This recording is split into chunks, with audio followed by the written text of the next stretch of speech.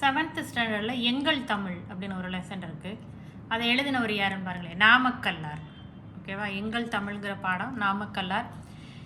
காந்தியத்தை பின்பற்றியதுனால இவரை என்ன சொல்கிறோம் அப்படின்னா காந்திய கவிஞர்னு சொல்கிறோம். காந்திய கவிஞர் யார்? நாமக்கல்லார். ஓகேவா, தமிழகத்தினுடைய முதல் அரசவை கவிஞர். இது முக்கியமான விஷயம். தமிழகத்தினுடைய முதல் அரசவை கவிஞர் யாருன்னு கேட்பாங்க, நாமக்கல்லார். அது ஏன்னா கண்ணதாசனும் ஆப்ஷனில் இருப்பார். அப்போ டக்குன்னு நம்ம பார்த்தோன்னே கண்ணதாசனை அடிச்சிருவோம். இதை கொஞ்சம் நல்ல ஞாபகத்தில் வச்சுக்கணும். முதல் அரசவை கவிஞர் நாமக்கல்லார், காந்திய கவிஞர்னு சொல்லப்படுறாரு. இவருடைய நூல்கள் பாருங்களேன், மலைக்கள்ளன், என் கதை, சங்கொலி. ஓகேவா, என் கதை, மலைக்கள்ளன், சங்கொலி. நம்ம கொடுத்துருக்க அந்த அதாவது 7th புக்கில் இருக்கிற பாட்டு என்ன, அவரோட பாட்டு என்னன்னா அருள் நெறி அறிவை தரலாகும் அதுவே தமிழன் குரலாகும்னு தொடங்கும். இந்த பாடலை ஒரு தடவை என்ன செய்யணும், ரீட் பண்ணணும். நான் என்ன சொல்கிறேன்னா, ஒவ்வொரு பாடலையுமே ஒரு பாட்டு எடுத்தோம்னா ஒரு 2 நாள் 3 நாள் நம்ம வச்சுக்கணும். 2 நாள் 3 நாள் அந்த பாட்டை கண்டினியூஸாக ரீட் பண்ணணும். ரீட் பண்ணிவிட்டு இந்த பாடல் வரி இவர் தான் எழுதியிருக்காரு அப்படிங்கிற விஷயத்தை நம்ம மைண்டில் வச்சுக்கணும். ஏன்னா நிறைய பாடல்கள் இருக்குது. பாடல் வரியிலேருந்து ஒரு 2 கேள்வி 3 கேள்வி கண்டிப்பாக வரும். ஓகேவா, அதுக்கு அடுத்தது பாருங்களேன், ஒன்றல்ல இரண்டல்ல அப்படின்னு ஒரு பாடல் இருக்குது. அதை எழுதினவர் யார்? உடுமலை நாராயண கவி. இவருக்கு இன்னொரு பெயர் பகுத்தறிவு கவிராயர். உடுமலை நாராயண கவியை என்ன சொல்கிறோம்? பகுத்தறிவு கவிராயர். ஓகே, மேலே காந்திய கவிஞர்னு சொல்லப்பட்டவர் யார்? வெரி குட், நாமக்கல்லார். ஓகேவா, இவர் பாடலாசிரியர் ப்ளஸ் எழுத்தாளர். யார்? நாடக எழுத்தாளர். யார்? உடுமலை நாராயண கவி. ஓகேவா, அதுக்கு அடுத்தது பேச்சு மொழியும் எழுத்து மொழியும்னு ஒரு பாடம் இருக்குது. பேச்சு மொழியும் எழுத்து மொழியும். இந்த பாடம் 11th ஸ்டாண்டர்டில் எப்படி இருக்குன்னா பேச்சு மொழியும் கவிதை மொழியும்னு இருக்குது. ஓகேவா, இப்போ இந்த 2 பாடத்தில் இருக்கக்கூடிய விஷயங்கள், அதாவது 2 கிளாஸில் இருக்கிறது, 7thலையும் 11thலையும் இருக்கக்கூடிய விஷயங்களை தான் இந்த டாப்பிக்கில் இருக்கிற எல்லாத்தையும் நம்ம பார்க்க போகிறோம். ஓகேவா, பேசுவதும் கேட்பதும் மொழியினுடைய முதல் நிலை. அப்போ முதல் நிலைன்னா கண்டிப்பாக 2வது நிலைன்னு ஒன்று இருக்குது. எழுதுறதும் படிக்கிறதும் 2வது நிலை. நல்லா ஞாபகம் வச்சுக்கணும். பேசுகிறதும் கேட்குறதும் மொழியினுடைய முதல் நிலை, எழுதுவதும் படிப்பதும் மொழியினுடைய 2வது நிலை. ஓகே, எப்படி எழுதணும், எப்படி படிக்கணும், எப்படி பேசுகிறோம், எப்படி எழுதுகிறோம், அதில் தான் நம்ம இந்த பாடம் ஃபுல்லாக இந்த 2 விஷயத்தை தான் தொகுத்து கொடுக்குது. எது பெஸ்ட்டு, எது மக்கள் மத்தியில் போய் ரீச் ஆகும், எது நீண்ட காலத்துக்கு இருக்கும், அதாவது எந்த மொழி நீண்ட காலத்துக்கு இருக்கும் அப்படிங்கிற விஷயத்தை பற்றி பேசுகிறது தான் இந்த பேச்சு மொழியும் எழுத்து மொழியும். 2மே நமக்கு தேவைதான். ஆனால் எந்த மொழி வின் பண்ணுது? ஓகேவா, நன்னூலார் பாருங்க, எடுத்தல் படுத்தல் நலிதல் உழப்பில் திரிபும் தத்தம் இல் சிறிது உழவாகும். எழுத்துக்களை உயர்த்துதல் எடுத்தல், படுத்தல்னா தாழ்த்துறது, எதை? எழுத்துக்களை தாழ்த்துறது. நலிதல்லாம் ஒலிக்கிறது. எப்படி ஒரு எழுத்தை நம்ம ஒலிக்கிறோம். இப்போ ஓ லீன்னு இருக்கு, இது ஓ லீ, அப்போ ஒலி. ஓகேவா, இதே எழுத்தை தனியாக சொல்கிறப்ப இது ஓ தனியாக ஓ லீ அப்படி நம்ம ஸ்பேஸ் விட்டு சொல்ல மாட்டோம். அப்போ இது 2ஐயும் நம்ம என்ன பண்ணுறோம்?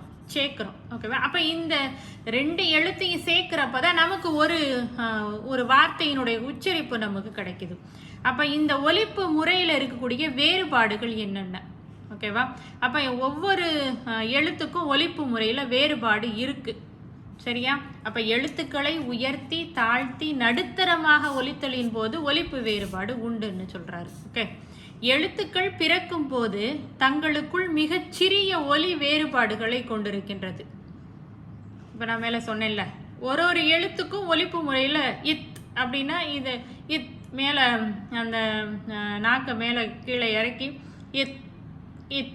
ஓகேவா, அந்த மேல் பல்லையும் நாவினுடைய மேல் பகுதியையும் சொல்கிறப்ப தான் இந்த அப்போ எழுத்துக்களினுடைய பிறப்புகளுன்னே தனியாக ஒரு லெசன் உண்டு. ஓகேவா, அப்போ பேச்சு மொழியில் இந்த எழுத்துக்கள் எப்படி போய் ரீச் ஆகுது, எழுத்து மொழியாக இருக்கிறப்ப இது எப்படி ரீச் ஆகுது அப்படிங்கிறது தான் இந்த பாடத்தோட வேலை. இப்போ பாருங்களேன், ஒரு எக்ஸாம்பிள் இருக்குது. குழந்தையை கவனி, நில் கவனி செல், 2லையுமே கவனிங்கிற சொல் இருக்குது. ஓகேவா, அப்போ இந்த கவனி என்ன பொருளை கொடுக்குது? பேணுதல், பாதுகாத்தல்னு அர்த்தம். இங்கே நில் கவனி செல், இந்த கவனி என்ன சொல்லுது? கவனிச்சுட்டு போன்னு சொல்லுது. சரியா? அப்போ ஒரே சொல்லு தான், இடத்துக்கு ஏற்ற மாதிரி அதனுடைய பொருள் என்ன செய்யுது, மாறுதுன்னு சொல்றாரு. அவ்வளவுதான். என்னால் போக முடியாது, இதை ரொம்ப ஓங்கி சொன்னோன்னா அந்த வார்த்தையை, அந்த வரியை, என்னால் போக முடியாது, முடியாது அப்படின்னா என்னால் செய்ய முடியாது, மறுக்கிறது. ஓகேவா? என்னால் போக முடியாதுப்பா அப்படின்னு என்ன அர்த்தம்? மென்மையாக சொல்லும்போது என்னால் அந்த வேலையை செய்ய முடியாது, எனக்கு அது கஷ்டம். ஓகேவா? அப்போ ஒரே சென்டென்ஸை அழுத்தி ஓங்கி ஒலிக்கிறப்ப அதனுடைய மீனிங் வந்து மாறுது, மென்மையாக சொல்கிறப்ப அதனுடைய மீனிங் வந்து மாறுது. ஓகேவா? அடுத்தது கிளை மொழி, சாரி வட்டார மொழியை பற்றி பேசுகிறாங்க. பேச்சு மொழி இடத்திற்கு இடம் என்ன செய்யும், மாறும். ஒரே மொழியினுடைய வெவ்வேறு வடிவங்களை பற்றி பேசுறது தான் வட்டார மொழி. ஒரே மொழி தான், அதனுடைய அந்த இடத்துக்கு ஏற்ற மாதிரி அதனுடைய வடிவங்கள் என்ன செய்யுது, மாறுது. இதை தான் வட்டார மொழின்னு சொல்கிறோம். அடுத்தது கிளை மொழி. ஒரே மொழியை பேசும் மக்கள் வெவ்வேறு இடங்களில் வாழ்வதும் உண்டு. வாழும் இடத்தினுடைய நில அமைப்பு, இயற்கை தடைகள் போன்றவற்றின் காரணமாக அவர்கள் பேசக்கூடிய மொழியில சின்ன சின்ன மாற்றங்கள் என்ன செய்யும், ஏற்படும்.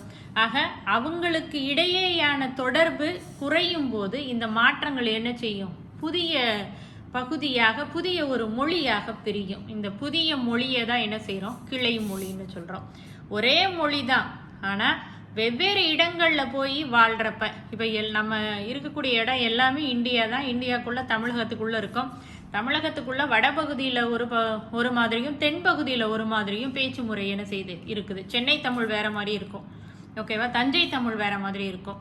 கன்னியாகுமரி தமிழ் அந்த குரல்ல இருந்தே டோட்டலாக என்ன செய்யும், வேறுபடும். தூத்துக்குடிக்காரங்க ஒரு மாதிரி பேசுவாங்க, கன்னியாகுமரியில் இருக்கிறவங்க வேற மாதிரி பேசுவாங்க. ஓகேவா? இப்போ அந்த சைடு, அதாவது அந்த கன்னியாகுமரி சைட்லேருந்து இந்த பக்கம் வர்றப்ப, ஓகேவா, அந்த அவங்களுடைய மொழி அந்த இடத்துக்கு ஏற்ற மாதிரி அங்கே இருக்கிறவங்களோட, அங்கேருந்து இங்கே வந்து அவங்களுடைய மொழியும், வேற ஒரு இடத்துக்கு போனவங்களுடைய மொழியும், அந்த பேசக்கூடிய தன்மையை என்ன செய்யும், மொழி ஒன்று தான், ஆனால் பேசக்கூடிய பேச்சு என்ன செய்யும், மாறும்னு சொல்றாரு. ஓகேவா? அது எதன் அடிப்படையில் மாறும், இடத்தினுடைய நில அமைப்பு பிளஸ் இயற்கை தடைகள். இப்போ புரியுதா? இது வந்து கூற்று காரணம் கொடுத்து கேட்கப்படக்கூடிய பகுதியில் இந்த மாதிரி இருக்கக்கூடிய கேள்விகளில் ஒரு கேள்வி கண்டிப்பாக வரும். நல்ல ஞாபகத்தில் வச்சுக்கோங்க. கிளை மொழிகள் கன்னடம், தெலுங்கு, மலையாளம் இதெல்லாமே திராவிட மொழிகள். இந்த திராவிட மொழிகள் எதிலிருந்து பிரிஞ்சு போனது, நம்முடைய தமிழ் மொழியிலிருந்து பிரிந்து சென்ற கிளை மொழிகள் தான் இந்த கன்னடம், தெலுங்கு, மலையாளம். ஓகேவா? அதுக்கு அடுத்தது பேச்சு மொழியும் எழுத்து மொழியும். பேச்சு மொழிங்கிறது உலக வழக்கு, எழுத்து மொழிங்கிறது இலக்கிய வழக்கு. அதை முதல்ல சொன்னேன்ல, 11th ஒரு பாடம் இருக்குது, பேச்சு மொழியும் கவிதை மொழியும்னு இருக்கும். ஓகேவா? அதாவது எழுத்து வழக்கு. இப்போ சொற்கள் வந்து உலக வழக்கில் பேச்சு மொழியில் கம்மியாகும். இங்கே வா, ஓகேவா, இங்கே போய் நில்லு, ஓகேவா, நில்லு அப்படிங்கிறத எழுத்து மொழியில் என்ன சொல்லுவோம், இங்கே நில், சாப்பிடு, உட்கார், இங்கே உட்காரு. ஓகேவா? அப்போ பேச்சு மொழியில் அந்த எழுத்துக்களினுடைய ஒலிப்பு முறையில் கொஞ்சம் கொஞ்சம் என்ன செய்யும், மாறுபடும். சில வார்த்தைகள், அதிகப்படியான வார்த்தைகள் பேச்சு மொழியில் சுருங்கும், எழுத்து மொழியில் நீளமாகும்.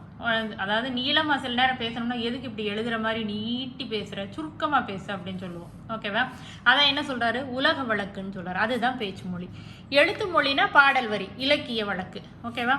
இந்த பாடல் வரி, இந்த உலக வழக்கில் சொற்கள் வந்து குறுகி ஒலிக்கும், உணர்ச்சி கூறுகள் இந்த பேச்சு மொழியில் அதிகம். ஓகேவா? இலக்கிய வழக்கில் சொற்கள் எல்லாமே எப்படி இருக்கும், ஃபுல்லாக இருக்கும், உணர்ச்சி கூறுகள் ரொம்ப கம்மியாக இருக்கும்.